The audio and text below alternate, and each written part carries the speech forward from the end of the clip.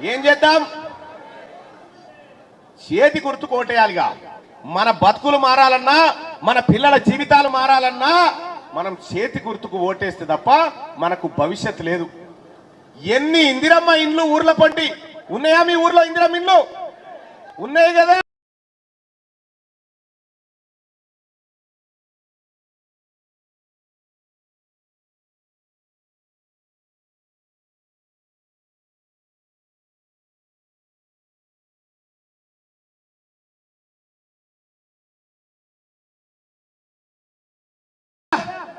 ఈ నరేంద్ర ఒక కథ చెప్తా మీకు ఇనూరి బాగా.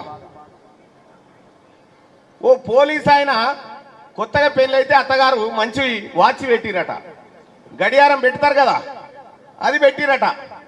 ఆ గడియారం పెట్టిన సంగతి దొంగోడు చూసిండు.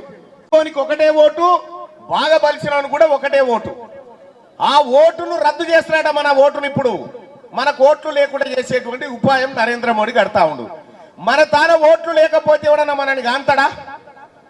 మరి కాంగ్రెస్ పార్టీ తీసుకొచ్చినటువంటి ఓటు ఉండన్నా నరేంద్ర మోడీ కేసి పొడగొట్టుకుందామా? మీరే ఆలోచన చేసుకోరు. ఇంకంతేకాదు, మన పేదోళ్ళ పిల్లలు మనకు పైసలు వెళ్ళకనో తిన్నో తినకనో మోతా చదివితే పేదోనికి కూడా ఓ ఉద్యోగం రావాలంటే రిజర్వేషన్ ఉంటది. బీసీలకో రిజర్వేషన్, ఎస్సీలకో రిజర్వేషన్, ఎస్టీలకో రిజర్వేషన్, ఈడబ్ల్యూఎస్ కోటానో రిజర్వేషన్ ఉంటది. ఇక ఇది కూడా రద్దు చేస్తారట సారు. ఇవి కూడా రద్దు చేసే ఉపాయంలో ఉన్నాడు ఇప్పుడు నరేంద్ర మోడీ గారు.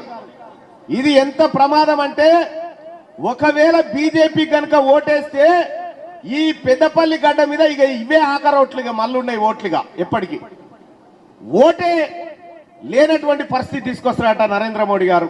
దానికి కారణం ఏంది? వన్ నేషన్ వన్ ఎలక్షన్ అని కొత్త దుకాణం తెరిచిండు.